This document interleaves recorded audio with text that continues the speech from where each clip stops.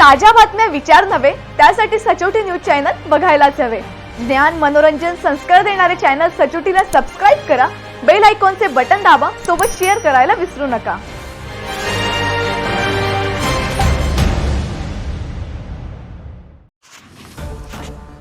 खानदेश शिक्षण मंडळाच्या 12 पदाधिकारीची निवडणूक घोषित करण्यात आली आहे। या निवडणुकीसाठी निवडणूक अधिकारी म्हणून पंडित चौधरींची नियुक्ती करण्यात आली आहे। विद्यमान संचालक यांचे आशीर्वाद पॅनल रिंगणात उतरले। त्यात डॉक्टर अनिल शिंदे, नीरज अग्रवाल, कल्याण पाटील, योगेश मुंदडे, हरिभाऊ वाणी, छोटू जैन, प्रदीप अग्रवाल, संदेश गुजराथी यांचा समावेश आहे। विनोद भैया यंदा निवडणूक लढविणार नाहीत। ते आशीर्वाद पॅनलचे प्रमुख असून त्यांच्या समवेत कुंदनलाल अग्रवाल, बजरंग अग्रवाल, बाळूकाका, मोहनलाल जैन काम पाहत आहेत।